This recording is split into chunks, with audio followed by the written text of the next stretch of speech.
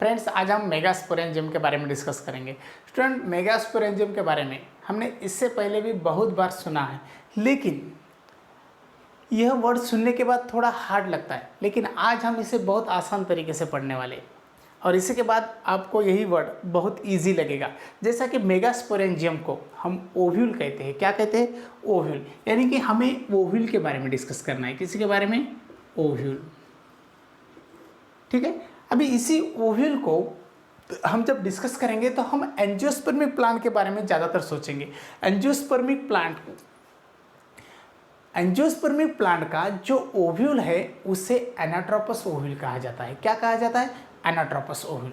Means हम यहाँ पर लिख सकते हैं, आज हम डिस्कस करने जा रहे हैं एनाट्रोपस ओव्यूल के बारे में।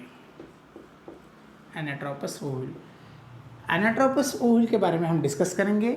इसी के ऊपर एग्जाम में draw a net label diagram, इसी तरह का एक क्वेश्चन आ सकता है। उसके बाद में इसी के बारे में कुछ कंसेप्ट भी पूछे जा सकते हैं एंट्रेंस एग्जाम में।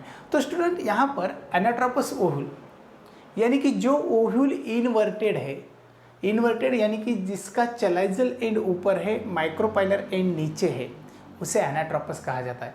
चलाइजल और माइक्रोपाइलर, इस दोनों नाम के बारे में और दोनों कंसेप्ट के बारे में हमें थोड़ी देर में पता चलने वाला है। तो उसी तरह से हम एनाट्रोपस ओव्यूल को डिस्कस करेंगे। तो चलो सबसे पहले हम डायग्राम की तरफ बढ़ते हैं। हम सभी को पता है स्टूडेंट, ओहरी के अंदर इस ओव्यूल की अरेंजमेंट है। कहाँ है? ओहरी के अंदर। तो इसी तरह से ये है ओहरी वॉल। इसे क्या कहा जाता है? ओहरी वॉल। और इसी ओहरी वॉल को हमें कुछ इस तरह के सेल्स दिखाई देते हैं, कुछ इस तरह के टिश्यूज दिखाई देते हैं, जिसी को हम प्लासेंटा कहते हैं। क्या कहते हैं? प्लासेंटा। प्लासेंटा यानी कि इसी प्लासेंटा को ओव्यूल का स्टाक, जिसे फ्यूनिकल कहा जाता है, वो जॉइंट है। Means placenta is nothing but that is the ovary part और that responsible to hold funicle. किसी को होल्ड करता है? फ्यूनिकल को होल्ड करता है। तो उसी पार्ट को हम प्लासेंटा कहते हैं। इसी प्लासेंटा के बाद यहाँ पर इस तरह से ओव्यूल है। जो ओव्यूल हम यहाँ पर ड्रॉ कर रहे हैं वही ओव्यूल एनाट्रोपस है। किस तरह का है? एनाट्रोपस। ठीक है स्टूडेंट, अभी ये जो ओव्यूल हमने यहाँ पर ड्रॉ करने की प्रोसेस शुरुआत की, इसी के अंदर देखो कुछ इस तरह का पार्ट है, ऐसा। ठीक है। अभी देखो स्टूडेंट, ये जो पार्ट है, ये पार्ट कंटिन्यू इस तरह से, इसी पार्ट को हम कंटिन्यू करते हैं और डायग्राम ड्रॉ करते हैं। बहुत आसान और सिंपल डायग्राम हम यहाँ पर निकालने वाले हैं।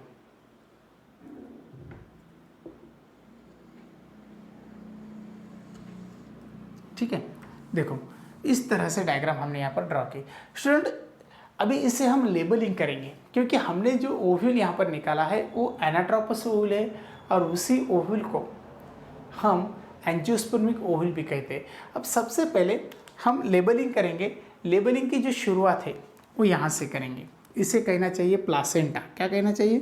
प्लासेंटा। एक्चुअली स्टूडेंट, प्लासेंटा जो है ओवरी का पार्ट है जो अटैच करता है ओव्यूल को, ओव्यूल के स्टाक को।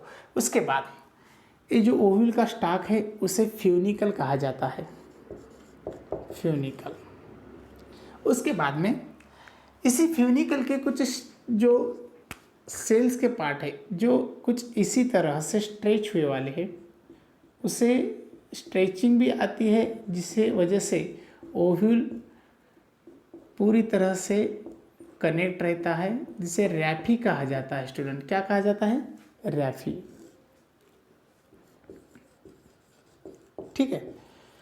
उसके बाद ये तीन पार्ट हो गए ओव्यूल के, जो ओव्यूल के स्टाक से रिलेटेड है। उसके बाद में हम थोड़ा आगे बढ़ते हैं। आगे बढ़ने के बाद हम ओव्यूल को दो पार्ट में डिवाइड करते हैं। सॉरी, क्या करते हैं? दो पार्ट में डिवाइड। जैसा कि ओव्यूल का जो पहला पार्ट है उसे हम स्टाक कहेंगे। इसी स्टाक के अंदर प्लासेंटा भी आ चुका, फ्यूनिकल आ चुका और रैफी आ चुका। उसके बाद में दूसरा जो पार्ट है उसे बॉडी कहना चाहिए। क्या कहना चाहिए? बॉडी। अब यहाँ पर हमारे समझ में आ गया स्टाक और body, this are the two part of the ovule. Ovule के ये दो पार्ट है। ओव्यूल को हमने डिस्कस करने के लिए आसान होना इसी तरह से दो पार्ट में डिवाइड किया। सबसे पहला पार्ट है स्टाक, दूसरा पार्ट है बॉडी। स्टूडेंट, स्टाक के अंदर रैपी है, फ्यूनिकल है, प्लासेंटा है। उसके बाद में स्टाक यहाँ पर जॉइंट है, लेकिन उससे पहले हम ओवरी के बॉडी पार्ट को देखेंगे। यहाँ से यहाँ तक का जो पार्ट है student, this part, this is the body, इसे क्या कहा जाता है? बॉडी। और ये जो पार्ट हमने यहाँ पर ड्रॉ किया उसे स्टाक कहना चाहिए। यहाँ पर हम लिखेंगे इसे, इसी पार्ट को हम स्टाक कहते हैं, ठीक है। इसी तरह से अभी इस बॉडी के अंदर डिफरेंट पार्ट्स है, लेकिन बॉडी स्टाक को जहाँ पर जॉइंट है उसे एक अलग नाम दिया वाला है, उसे हम हिलम कहते हैं, हिलम, हिलम, ठीक है। हिलम के साथ पॉइंट जो है वो हिलम यानी कि attachment point of stalk to the ovule body. Ovule body को अटैच करने वाला वो पार्ट है, उसे हम हिलम कहते हैं। उसके बाद थोड़ा आगे बढ़ेंगे स्टूडेंट। बॉडी के अंदर हमें दो कवरिंग्स दिखते हैं। सबसे पहले यहाँ पर एक कवरिंग हम निकालेंगे, इसी तरह से ओव्यूल की ये आउटर कवरिंग है। कौन सी कवरिंग है? Outer covering. This is the outer covering of ovary. क्या है? Outer covering of the ovary. उसके बाद और एक कवरिंग है स्टूडेंट्स, इनर कवरिंग, थोड़ा बाहर रहती है। इनर कवरिंग थोड़ा बाहर रहती है। इसी तरह से आउटर कवरिंग और इनर कवरिंग, इसे हम आउटर इंटेगुमेंट कहते हैं, आउटर इंटेगुमेंट्स और इंटेगुमेंट। उसके बाद में इसे हम इनर इंटेगुमेंट कहते हैं, इनर इंटेगुमेंट, ठीक है। इसी तरह से दो इंटेगुमेंट वहाँ पर हो गए। सर, आउटर इंटेगुमेंट और इनर इंटेगुमेंट दोनों को मिलकर हम बायटेगमिक कहते हैं। क्या कहते हैं? बायटेगमिक। और इसी की वजह से इसी ओव्यूल को हम बायटेगमिक भी कह सकते हैं। उसके बाद स्टूडेंट, एनाट्रोपस ओव्यूल के अंदर हमें कुछ पैरेंकाइमेटस यानी कि डिप्लॉयड सेल का मास मिलता है। इसी तरह से थोड़ा हम ड्रॉ करेंगे, इसी तरह से हमें कुछ सेल का मास मिलता है।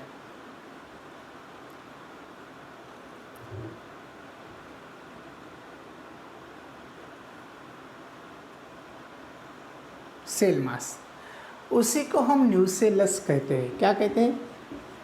न्यूसेलस। अभी यही जो न्यूसेलस सेल है स्टूडेंट, वही सेल डिप्लॉयड भी है और वही सेल जनरली मेगास्पोर सेल के बारे में भी डिस्कस करने वाले हैं। तो मेगास्पोर सेल के माध्यम से भी आगे वर्क करने वाले, तो वो हम नेक्स्ट टाइम देखेंगे, लेकिन यहाँ पर इसे हम न्यूसेलस कहेंगे। उसके बाद इसी स्ट्रक्चर के अंदर हमें कुछ इस तरह का स्ट्रक्चर दिखाई देता है, और जो स्ट्रक्चर हमें एम्ब्रियो सैक के नाम से जानना बहुत ज़रूरी है। इसी स्ट्रक्चर को हम एम्ब्रियो सैक कहते हैं, एम्ब्रियो सैक। अब स्टूडेंट, इसे एम्ब्रियो सैक क्यों कहा? क्योंकि इसी स्ट्रक्चर के अंदर 8 न्यूक्लियस है। कितने न्यूक्लियस है? 8 न्यूक्लियस। और इसी को हम 7 सेल्ड 8 न्यूक्लिएटेड भी कह सकते हैं। इसी को हम क्या कह सकते हैं? 7 सेल्ड 8 न्यूक्लिएटेड। तो ये स्ट्रक्चर हम डेवलपमेंट के बाद देखेंगे, लेकिन अभी यहाँ पर हम उसे निकाल सकते हैं। यहाँ पर सबसे पहला जो पार्ट है उसे हम सिनर्जिड सेल कहेंगे, और जो ऊपर का पार्ट है उसे हम एग सेल कहेंगे। Student, this is the egg cell. उसके बाद में ये जो दो सेल हमें यहाँ पर दिखाई दे रहे हैं उसे हम सिनर्जिड कहेंगे, सिनर्जिड। और इस दोनों को मिलकर हम एक apparatus कह सकते हैं, एक apparatus, ठीक है। उसके बाद में यहाँ पर सेंट्रली हमें कुछ न्यूक्लियस दिखाई दे रहे हैं जो जनरली हैप्लॉइड है, और इस 2 है। कितने हैं? 2। इसी को हम पोलार न्यूक्लियाई कहते हैं। क्या कहते हैं? Polar nuclei. मैं यहाँ पर लेबलिंग करूँगा पोलार न्यूक्लियाई, ठीक है। उसके बाद में कुछ इस तरह के सेल हमें दिखाई दे रहे हैं, उसी को हम एंटीपोडल सेल कहेंगे। क्या कहेंगे? Antipodal cell. अब सबसे महत्वपूर्ण बात ये रही स्टूडेंट, माइक्रोपाइलर और चैलाइजल एंड के बारे में हमने कहा था, उसी के बारे में हम डिस्कस करेंगे। देखो, जो यहाँ पर न्यूसेलस के ऊपर हमें स्मॉल ओपनिंग दिखती है और उसी स्मॉल ओपनिंग को हम माइक्रोपाइल कहते हैं। क्या कहते हैं? माइक्रोपाइल। और जो एंड है ओव्यूल का, तो इसी एंड को हम माइक्रोपाइलर एंड भी कहते हैं और इसी जो बेंड पार्ट को हम चलाइजा कहते हैं। क्या कहते हैं? चलाइजा। और इसी एंड को हम चलाइजल एंड भी कहते हैं। तो स्टूडेंट देखो, हमने मेगास्पोरेंजियम के बारे में डिस्कस किया। एक्चुअली मेगास्पोरेंजियम क्या है? तो megasporangium is nothing but ovule. क्या है? कुछ ऐसा हार्ड वर्ड नहीं है जिसे ओव्यूल कहा जाता है, और इसी ओव्यूल के बारे में हमने डिस्कस किया। ये जो ओव्यूल है ये एनाट्रोपस ओव्यूल है। कौन सा है? एनाट्रोपस। और इसी एनाट्रोपस ओव्यूल को हमने सबसे पहले दो पार्ट में डिवाइड किया। एक पार्ट जो उसे स्टाक कहा, दूसरा पार्ट है उसे बॉडी कहा। जो स्टाक का पार्ट है स्टूडेंट, उसी के अंदर हमें पता है फ्यूनिकल है, रैफी है, उसके बाद में हीलम का स्ट्रक्चर भी आता है, उसके बाद में प्लासेंटा भी है। अभी यहाँ पर जो बॉडी का पार्ट है, बॉडी के अंदर हमें दो कवरिंग दिख रहे हैं, एक आउटर इंटेगुमेंट और दूसरी इनर इंटेगुमेंट, इसीलिए हम इसी को बायोटेगमिक भी कह सकते हैं। उसके बाद हमें कुछ न्यूसेलस सेल दिख रहे हैं। Nucellus cell generally diploid nature के हैं, प्रोटेक्टिव नेचर के भी है, और महत्वपूर्ण बात यह न्यूट्रिटिव सेल भी है। उसके बाद हमें अंदर एक सैक दिख रहा है जिसे एम्ब्रियो सैक कहा जाता है। उसी एम्ब्रियो सैक के अंदर हमें 8 न्यूक्लियस दिख रहे हैं यहाँ पर, जैसा कि 1 2 3 4 5 6 7 और 8, इसी तरह से 8 न्यूक्लियस है। उसी को एम्ब्रियो सैक कहा जाता है। स्टूडेंट, जो नीचे की तरफ से सेल है उसमें एक सेल है, 2 सिनर्जिड है, इसलिए हम उसे एग apparatus कहते हैं। सेंट्रली पोलर न्यूक्लिया है और उसके बाद में एंटीपोडल सेल। तो इसी तरह से ये हो गया एनाट्रोपस ओव्यूल का स्ट्रक्चर।